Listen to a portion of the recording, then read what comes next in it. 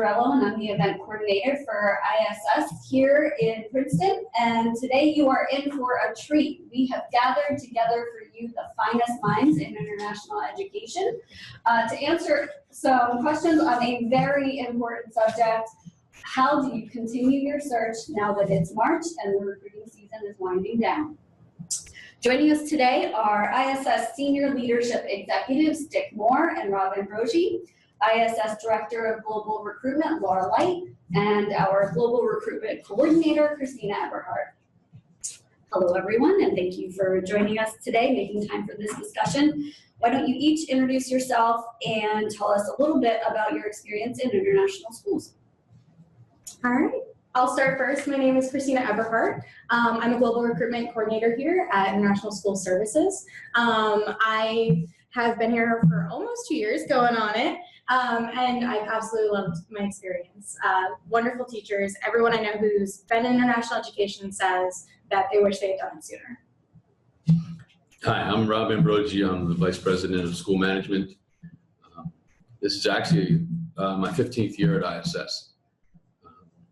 But I also have spent many years in international education, actually since 1976 when I was in Peace Corps. I was a volunteer in Cameroon, and then I got to be the teaching principal at the American school in Yaoundé. And then I worked as a head of school and administrator in Monrovia, Liberia, Lisbon, Portugal, Islamabad, Pakistan, and Johannesburg, South Africa. And my name is Dick Moore, and I've spent 17 years overseas in Africa, South Asia, and East Asia. This is my second year at International School Services, where I'm the Director of School Startups. Hi everybody, I'm Laura Light. This is my 10th year at International School Services, and before that I actually was an educator overseas, spent 2 years in Kuwait, 3 years in the Dominican Republic, 2 years in El Salvador, 7 years in Singapore, a year in London, and 4 years at the UN school, as well as teaching here in the United States. So a little bit of a vagabond, but very happy to be here at ISS, obviously, for 10 years. Thank you. So as you can see, we have gathered decades of experience and Or 2 years. everything you need to answer your questions today. All right, so I know our amazing global recruitment team has been gathering these questions from candidates all over the world, so we're just going to dive right in. Question number one, at this time of year, what should I specifically be doing to meet with success in my search? Are there any strategies that you would specifically suggest, especially if I have applied for positions but have not received offers or interviews? Well, I think one of the first things to do is to make sure that you've contacted those people that you have interviewed with, and to thank them for the interview and to indicate that you have continued interest in their school. Definitely email the school. We always recommend sending follow-up emails after applying. Definitely keeping in touch with them. If you haven't heard from them in a little bit, send another follow-up email and just say, hey, I want you to know I'm still interested in this position. These are all things to continue your networking. Mm-hmm. I'm going to back Christina up on that one. Just continue going along. It's not the end of the recruiting season. We found that schools are doing a lot more hiring later on in the season. Yes, it is more towards the tail end, but that doesn't mean that the positions have stopped coming in. Quite the opposite. They are still coming in on a daily basis. So keep your options open and be open-minded. That's always my message to everybody. Be open-minded and look for the various jobs. Use our system, apply through that, but also go to the schools network and apply in that direction as well. We're one of the databases that they use, but it is good that you reach out to the school directly via their website as well. Okay. Yeah. Good advice. Wonderful. All right, question number two. Is this the end of the hiring season? If not, when is the last date that international schools will look to fill their 2018-19 positions? Well, I don't think it's the end for a lot of schools.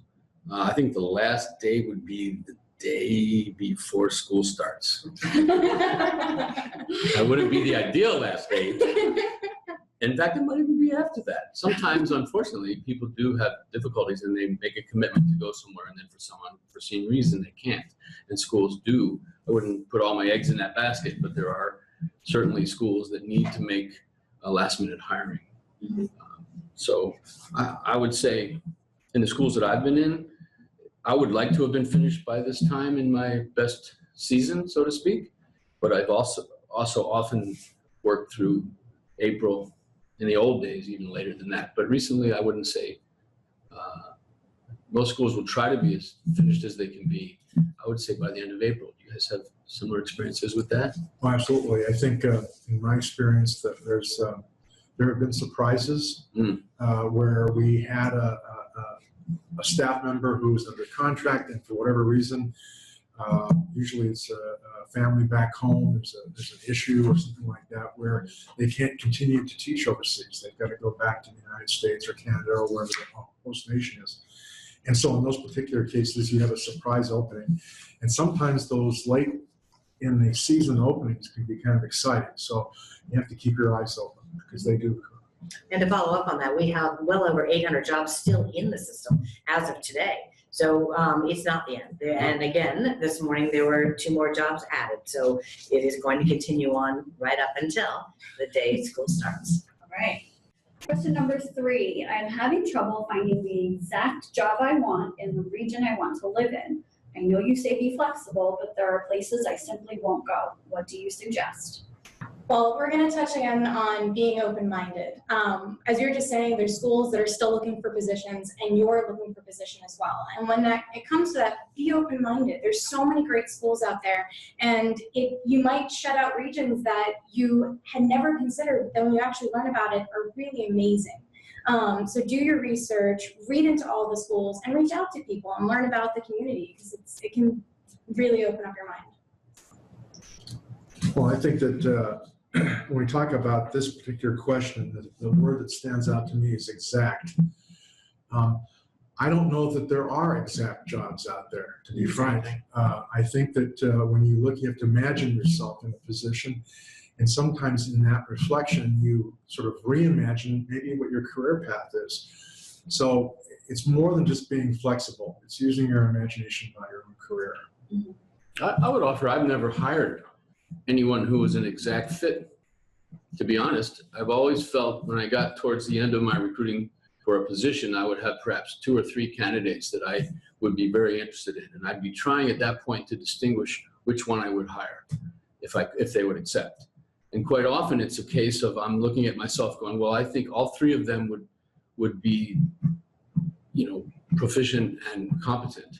So then I start looking at what support might I need to offer each or any or all of them to be the most successful.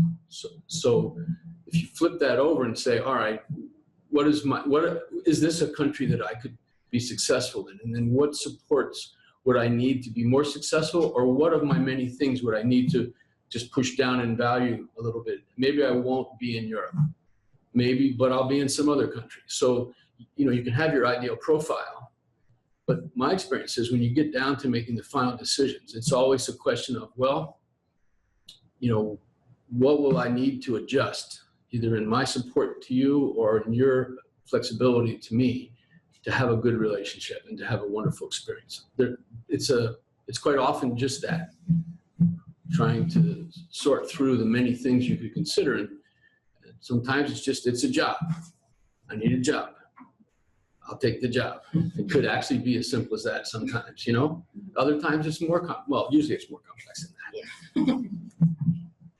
that. Rob, you've had experience in some interesting regions of the world, like Liberia and Pakistan.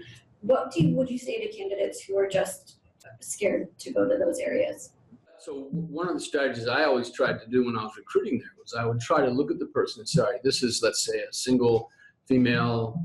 I'd like to connect you with one of my staff members who is a single female, of about your demographic, and then have that person answer your questions, and you talk openly about your concerns, and they would either confirm or offer how he or she mitigates those issues. The places that you mentioned actually are really good at security. They know how to do that. They do that very well, and they have great communications, and they know how to manage any issues that might be on the horizon. If you had young children, when I was in Islamabad after 9/11, and it was rather tough place, I didn't hire people with children, not because I don't like kids. Obviously, I love kids. but the tension around deciding whether to stay or go when we needed the school to stay open to serve the Pakistani, Indian, and Sri Lankan kids, and you have a child of your own and you're nervous about having that, then we just found that was an unreasonable tension. So we just didn't recruit anybody for a couple of years like that. I think Rose Up now does recruit families. So I think try to connect with someone who lives there who's like you and ask them the question in all those countries. So that goes back to what Christina said, be open-minded. There are great places out there, but do your research. So you're looking, the question was defining the exact job. And as you said, there is probably no exact match, but be open-minded. And I'm speaking from my experience.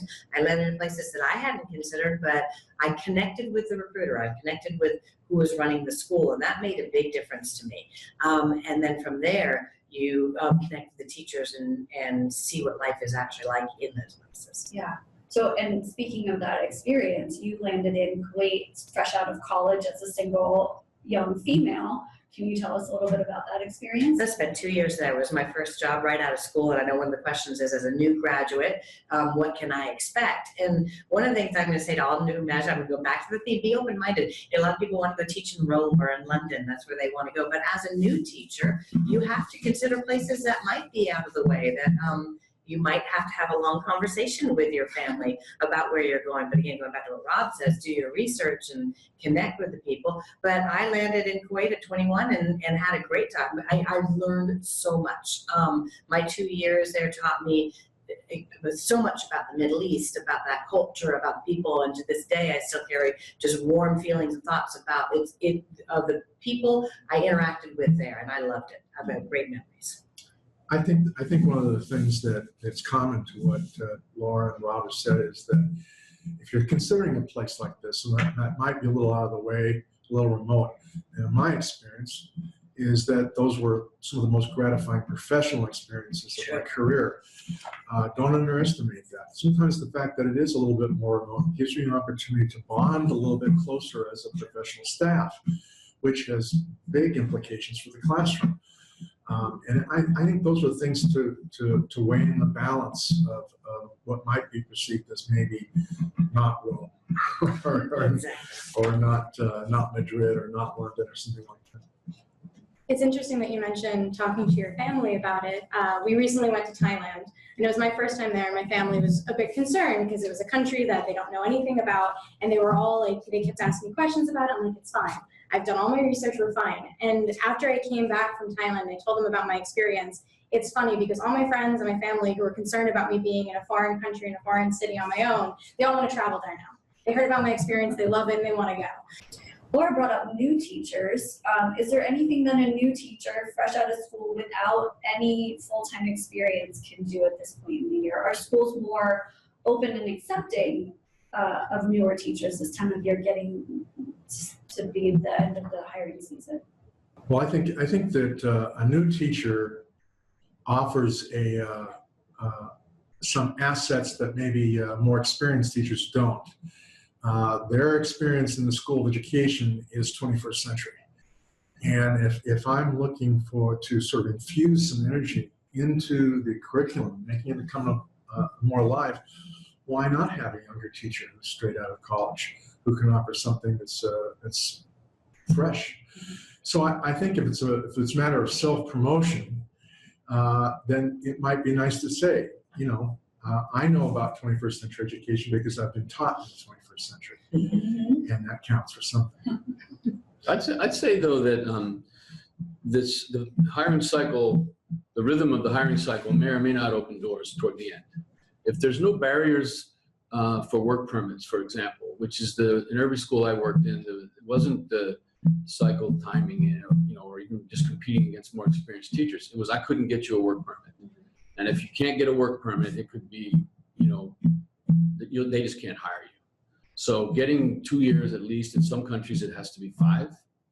There's one of the countries, one of our schools is a 5-year requirement. It's not to say that right out of the school teacher wouldn't be valuable, but they just can't get the country says, well, why should I hire somebody with no experience? I could hire one of our people. They don't have any experience either. why should we hire an expat and give you a work permit when you hire one of ours? And that's a pretty, U.S. has that point of view. You can't get a work permit in the U.S. if you're not pretty special. I mean, we're born here. You know, another alternative is if you're really interested in working overseas and getting some experience, there are internship opportunities in countries, and sometimes the rules around internships are different for work permits, and so you can qualify. So it's worth keeping your eye open for those kinds of opportunities when you're a first-time teacher. Great, thank you. Here's another question from one of our candidates around the world. I couldn't attend an in-person job fair because of the expense, but it seems that a lot of jobs got filled at those events. What solutions can you suggest for those of us who can't be there in person but are still really serious about going overseas? You know, a lot of the heads of schools do want the face-to-face contact. They want to sit down and have a meeting with you. So the fairs are important to them. But if you can't make it, technology has changed how everything is being done. So Skype and Zoom. So these are all great ways to connect. And you always offer up those opportunities when you reach out to a school. I'd like to have a Skype interview with you, or I'd like to have a Zoom interview with you. So keep that going. And then we do have the iFairs coming up where you just, it's an online event. It's a day where we set aside 3 hours where you just bring everybody together to connect online in hopes of having those face-to-face interviews via Skype later on the following week. So there are opportunities, and just keep pushing it. I think candidates would have an equal chance of getting a position through Skype or another video. The experienced teacher definitely has a better chance. Yeah. The one who's been overseas 5 to 10 years. Correct. They have a network. And I think that's a key point. I think when you talk about first-time overseas or new teachers particularly, as I think back to those that I hired those from a fair where I did have face-to-face because you needed to, you know, kind of probe qualities a little bit more than what you might do through Skype. So I'm thinking that if you're trying to consider how best to present yourself, if you're new to the profession or new to overseas teaching, doing it face-to-face probably is going to be an advantage. It'd be an advantage for you and for the school. Yes. Because I can call an experienced teacher's been in 3 schools overseas, and I know 2 of the heads. I can make a quick phone call or an email, and I'll have a context-sensitive response to will this person do well in a new environment. They will be able to speak to that with assurance. And whereas somebody who's lived in Texas their whole life, for example, or Iowa or anywhere, and their administrators only seen them in the school, they don't have any sense of the stretch, that the kind of cultural stretch that is part of most overseas environments, then they won't be able to comment on that. And I mean, maybe no one will be able to, but certainly face-to-face, you can communicate much more about yourself, both non-verbally and verbally, I think. You know, to me, I certainly respond to that. So while attending an in-person event can be an asset or beneficial, it's also very possible to find a position outside of these events through the iFair or platforms like Skype and connecting with recruiters. In the database. Correct. That's absolutely true. Here's an interesting question. And being a former French teacher, I found this piqued my interest. It seems that there was a shortage of foreign language positions this year. Is that my imagination, or are these subject areas less in demand? And I think that goes beyond just foreign language, but maybe to teachers in art or music or other more narrow content areas. Can you speak to that? Well, some countries can get locally hired people who speak that language. If it's a host national language and you're in a French-speaking country, they're not going to usually recruit an overseas expatriate French teacher because they have native-speaking teachers in the country that they don't have to pay shipping and airfare and housing. So, but if you're in say a Russian-speaking country and they're going to teach French, I don't see any reason why there would be any fewer or a greater number of openings in those kinds of schools. They have curriculum, foreign language curriculum, K to 8 in a lot of schools, certainly middle school up to high school, most of the schools I know. And we find that it's sort of a pendulum. There's some years when they're more positions open, and then other years when it's less, and it, sort of a 2-year pendulum, because all the first contracts are 2 years, but in some years there's very few positions in sort of PE. But yet this year, there were many openings in PE. So saying that with the foreign language, this year fewer positions open in French or Spanish than foreign language. Next year, that pendulum is going to swing in a different direction. So keep your options open. We find that just sort of comes and goes. Yeah, that's an anomaly. It's not that there's some sort of trend at work there. It's this, as Laura says, there's going to be some years when you can't find certain specialists because nobody's on the move, and there haven't been any openings created. So, and then there's other times when it seems like everybody's on the move, and there's a lot of openings. One of the hard ones is I've spoken to Spanish teachers who are not native speakers but are well versed, good Spanish teachers, and they want to go to South America to teach Spanish, and I do not see that as an easy sell. I mean, it'd be great for you to learn to speak Spanish better, but they're not going to hire. I would be surprised if they hire a non-native speaker of Spanish in a Spanish-speaking country, even to teach the non-native Spanish speakers, because there will be many of those. I just don't see that as a very fertile hunting ground. It goes back to be open-minded. If you're a Spanish teacher, I agree with Rob. They're not going to really, Brazil speaks Portuguese, but Argentina and Chile are not going to be looking for Spanish teachers, so that would be a great place for them to go. You are going to want to look at Moscow. You are going to want to look at Oman. You are going to want to look at Singapore or Thailand and then go into their programs. Right. Okay. How about this one? Number 7, with so many countries lowering their age for visa procurement, can you suggest any strategies for educators or administrators approaching the 55-60 mark? We have had a multitude of contacts excited about our experiences, only to say, I'm sorry, it's out of our hands when it comes to getting a work visa. Some schools seem willing to explore alternative ways to getting us in the country, while others are not. Is it considered pushy to suggest some alternative? I would consider it pushy, because I will know more about my country's visa requirements. I won't misrepresent that in an interview just to get out of talking to somebody. I'm completely honest. I lay out all the realities, and if there are alternatives, I will explore the pluses and minuses. I mean, there's no administrator I know who goes out recruiting and doesn't understand their visa limitations very, very deeply. So I wouldn't go down that road. I wouldn't propose any alternatives, but I would probably pose a lot of questions. I mean, sort of under what circumstances might I be employed there, or is there other different ways or different categories of employment that I could maybe have a contract? But I wouldn't propose an alternative. I think that would be pushing. Number 8, as an administrator looking to secure an early position for the 2019-20 school year, is there anything I can do now other than wait for the leadership vacancy announcements?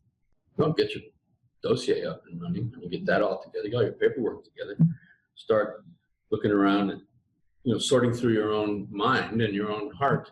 What are some of the the variables you'd like to consider?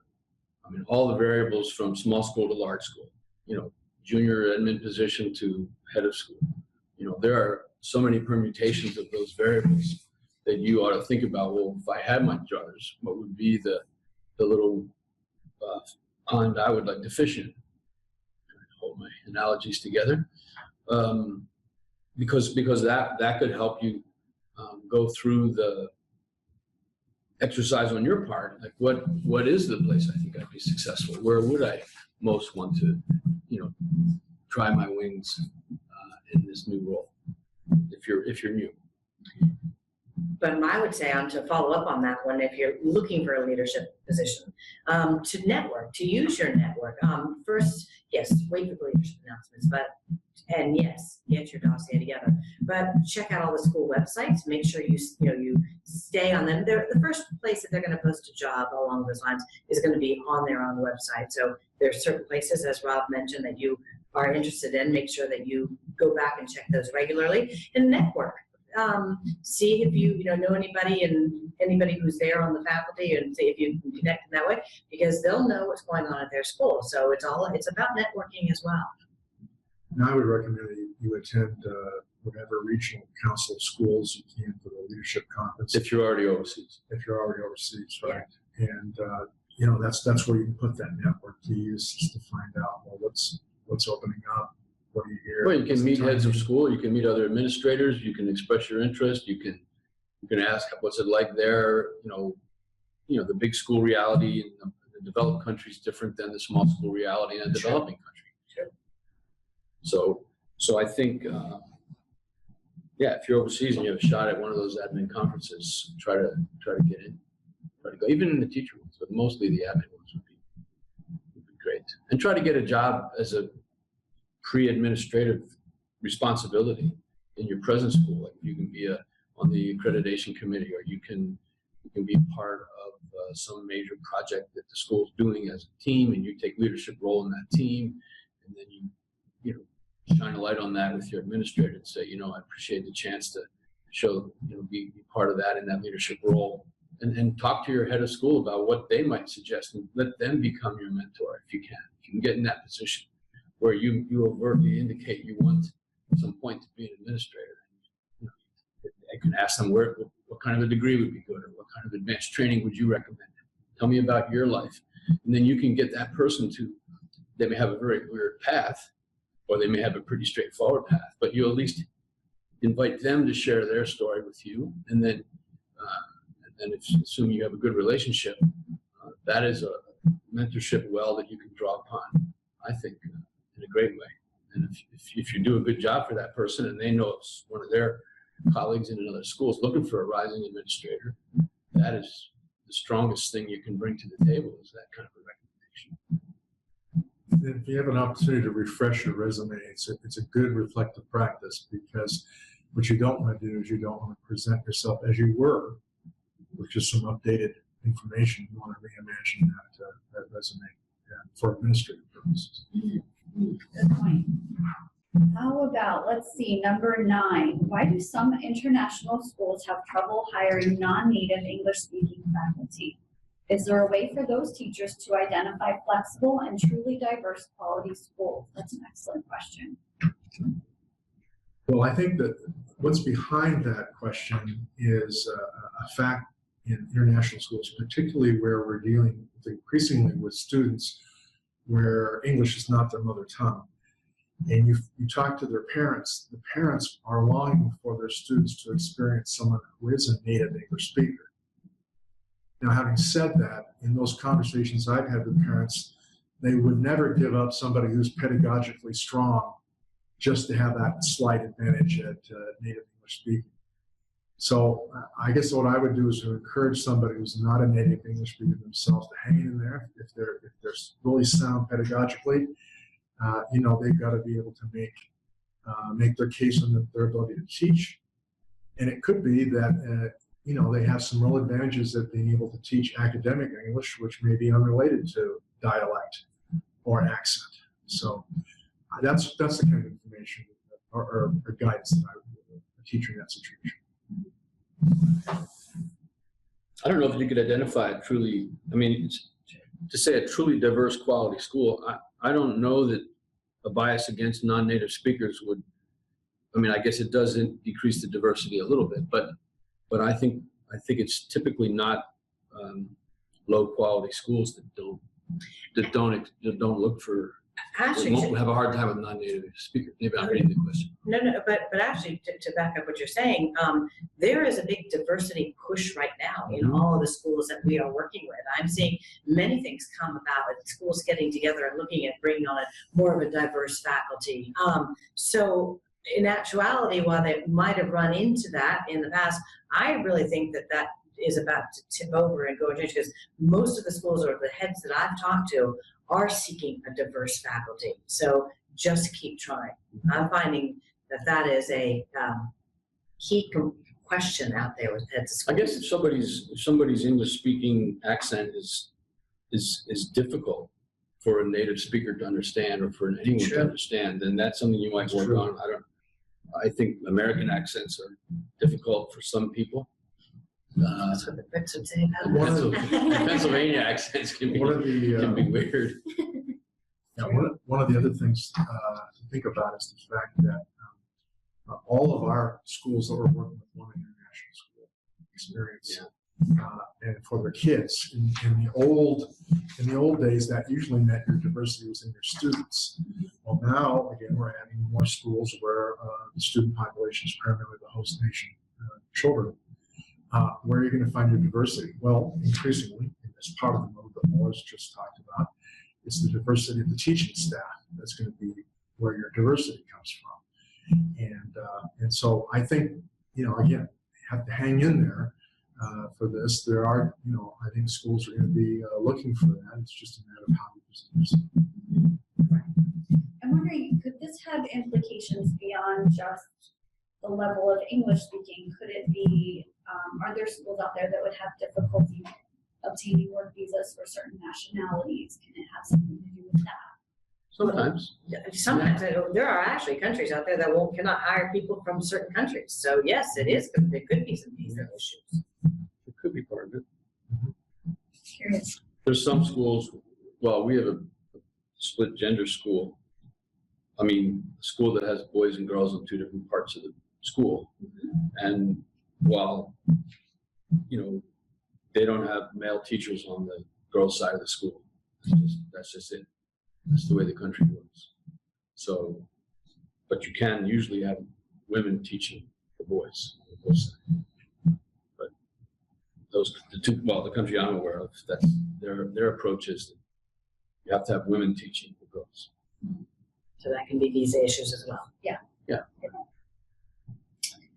Okay, question number 10. I attended a job fair but left without an offer from a school I was talking with.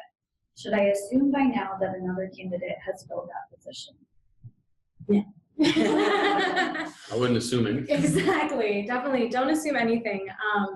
If you are still interested in that school and you didn't hear anything, as we said earlier, follow up via email. Let the school know that you're still interested in them. Explain to them why you're interested in that position, why you think you're going to be a good fit for that school. Don't assume until you actually know. Definitely don't give up. Keep trying and stay in touch.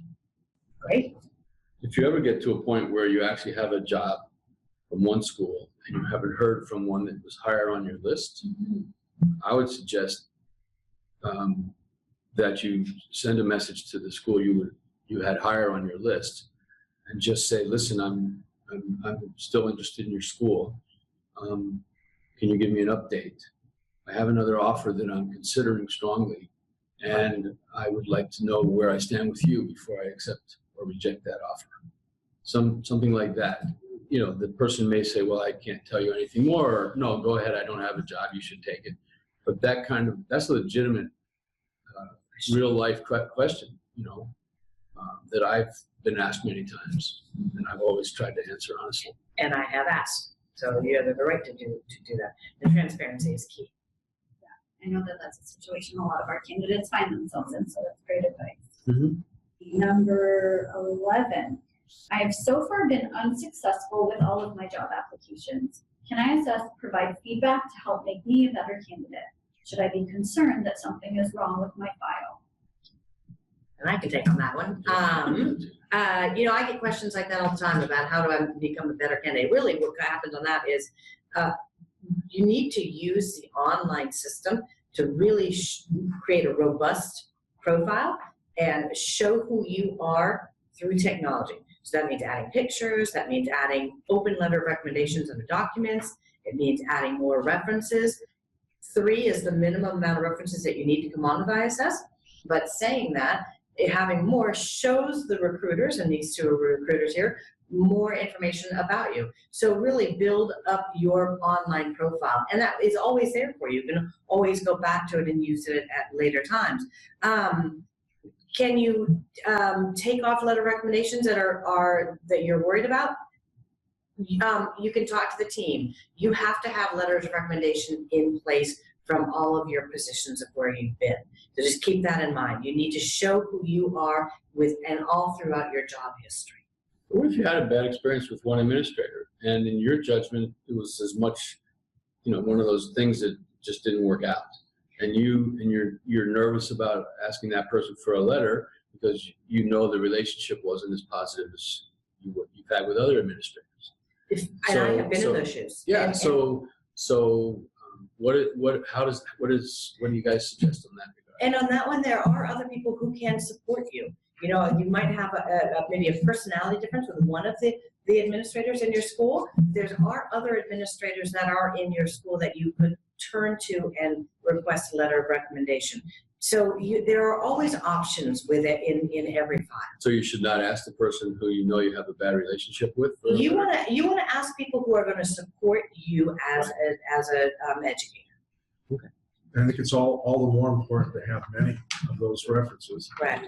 Because, Reach a data point, right? yeah, well, from a recruiter standpoint, if I see 5 references and one of them stands out as being weak, well, to me, that tells me that there's some context problems there, and that you're looking at a candidate who, for other people, thought was really good. Exactly. So that kind of answers your question, Rob. Yeah. You know, you might have one point that is not as strong, but then put in the 5 or 6 that are going to make you outstanding, and that comes across in the profile. I'd also suggest going beyond just the references. If you have an interview with somebody and I ask a candidate, well, I need to talk to your immediate supervisor, and that's the one you had some issues with, then you have to tell them who your immediate supervisor is, and they're going to talk. So you have to have worked through in your mind what is your narrative about that, and I would suggest don't burn any bridges ever. If anybody, even if you have a hard time with them, don't burn the bridge, because the connectivity in this network of schools is so amazing. The number of people that in my 47 years that they're not all around anymore, but the ones that are, I have a lot of connections, and if one of them, I can call them and they'll give me the straight shoot. The straight shoot. They'll shoot straight. I also would recommend taking a look at your profile with a really discerning eye. Make sure that you're highlighting the experience you want to be highlighting. Go through and look at your job descriptions. Look at what you've included even in the supplemental questions part. Make sure that you're really touching upon the things that if you're a recruiter, you want them to see about your experience. Okay, I applied for a job at my dream school, but I wasn't selected for the position. How can I let that school know that I am still interested and available in case other positions open up? Well, it's kind of a similar answer to the ones we gave earlier about keeping in touch with the school. I think the only thing that I would change is that if you do get back to them and you do value that dream school, you need to let them know that you honor their decision that was made. And then you can just tell them that you are still interested and you're hoping that if there's any other position in the future that you'll be considered. And I'm going to follow up what Dick said. Keep it all positive. That is key, because that's the lasting impression that you're going to make. And I have actually been in that scenario where I didn't get a job at my dream school, but in actuality, 6 months later, I landed a position at that school. So the door's never completely closed. Just keep it positive and show who you really are, and you never know what tomorrow's going to bring. If you're young in this whole business, there's a pretty natural tendency to personalize rejection, and it's hard not to do that. I'm sure I've done that. I think I've told some of these guys the story. When my second son was about to interview his first job, and he came to me and said, "Dad, I'm going to this interview tomorrow. I wondered if I could talk to you because I think you probably interviewed some people, right?" And I said, "Yeah, I interviewed over 2,500 people in my career." And I said, "Plus I've been interviewed by 15 boards for headships myself as a candidate." He goes, "Wow, it's amazing. But I don't remember living in 15 different countries." And I said, "That's lesson number 1, Tim." You got to keep smiling. So along those same lines, how do you feel about candidates asking for feedback? This is a question that's come to me a couple of times. after a candidate finds out they didn't get a job? Is it okay for them to go back to the school and say, can you give me any feedback? What could I have improved? I would never get it unless it was somebody in my school who I knew well for a number of reasons. One, I mean, I can say I had a better candidate.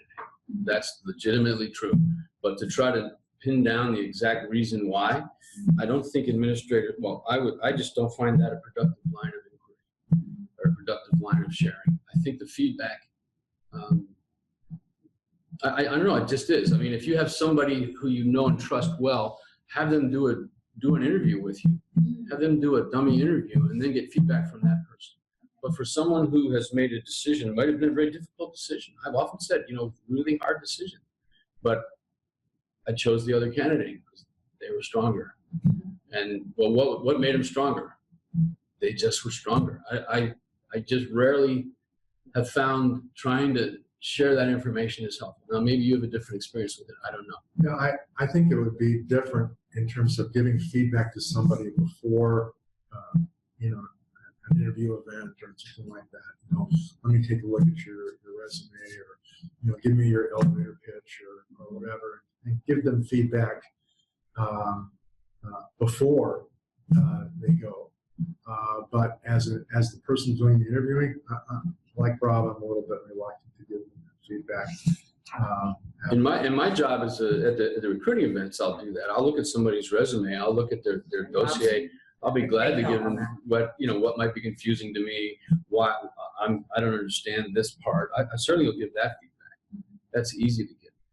But when it comes down to articulating the reason why you chose this person over that person, unless it's a dear friend that I trust immensely and I know this will be valuable, I just found it not prudent to give that feedback. We have a similar question from somebody who just said, I turned down a job early in the season because I wanted to see what else came up, but that position is still open. Should I reach back out to the school and let them know I'm still available? Good try. I mean, it's funny to say that because you think, well, they turned me down once, I'm never going to dance with that person again. But I've also found that, I really wanted that person. And the fact that they didn't select me, I'd want to talk about it. I wouldn't say, so what changed your mind? I mean, I'd want to understand what flipped the coin to the other side. But if I was still looking for a job and I thought enough to offer a person that job, I'd carry on the conversation. I think I was the second choice in the school that I got hired, to be honest. And I took that job and they hired me and I had a great time there. It depends on the administrator, I assume. But I mean, you got to be a little humble. Yes. You got to come in there a little bit humble and have a reason why. But I don't know. I'd give it a shot. It was me. From an interviewer standpoint, I had a position that I was hoping to fill. I contacted this person early in the recruiting season. At that point, there were family conditions that they prevented them from saying yes at that time, and that was, like I said, early in the recruiting season.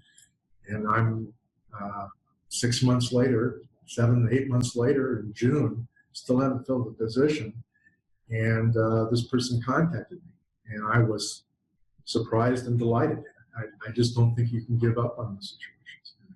I think you got to have a reason both ways why you chose to say no the first time and why you say yes. Because if there's a legitimate reason you said no and that hasn't changed, like I don't like the fact that it's in a tropical climate. Okay, well, that didn't change, right? They didn't move the school, and global warming being what it is, it did not change that much. So you got to have a pretty consistent and rational, as best you can. Anyway. Great. We're getting towards the end. We have a question here about IB. It says, it seems that all of the schools I'm interested in won't talk to me because I don't have IB experience. What can I do about that? Well, I mean, it sounds a little trite, but you have to get IB experience. Because I mean, what if nobody will hire you, though? I mean, IB doesn't train you unless you're part of the school. Now, I think that the thing is that there are new schools all the time. Many of them want to be an IB. They're going to go through their process. They're going to need to have teachers who to be teaching in an IB school. I think what you do to prepare yourself is to become as well versed as possible in what it means to be an IB teacher. What is an IB curriculum? That information is available online. You can certainly do that work. But the pool of IB experienced teachers is finite. And in a growing market for this, they're going to still be looking for teachers and then training them themselves as they become certified with IB. So I think that's what you have to do. Now, these are new schools. It's a startup situation, and you've got to keep that in mind. But that's going to be your avenue. Go do your research. Go find out about it. Get yourself to be well versed in it. Also look at the startup schools. Do everything you can to go in that direction. The possibilities are out there. It might not be a clean shot to the IB World school that you want to be at, but you're going to have to work towards going in that direction. But saying that, I was hired by an IB school in London.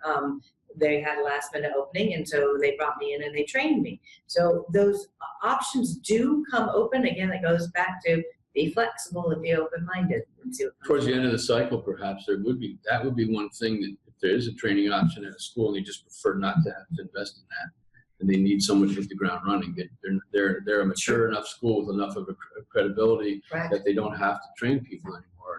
They don't choose to. Or they can train if them they can on-site avoid when it. they Yeah, then, but so again, depends a lot on the context, I guess. Without doubt. But again, be open-minded. But again, go back to what Dick said. Do your research. Go find out about it. There's a lot of the IB training right now is being done online. You can sign up for courses. But again, I'm not an expert on the IB and how they're doing it anymore. But the options are there. It's good to familiarize yourself with the curriculum so that way you can speak and be knowledgeable about it when you're asked. Yeah. Perfect. All right, we are down to our last question of the day. If things don't work out for me this year, should I just give up? Is this a yes or no question? Because I'd say no. I put my hand up, no. I'm with Rob. Yeah.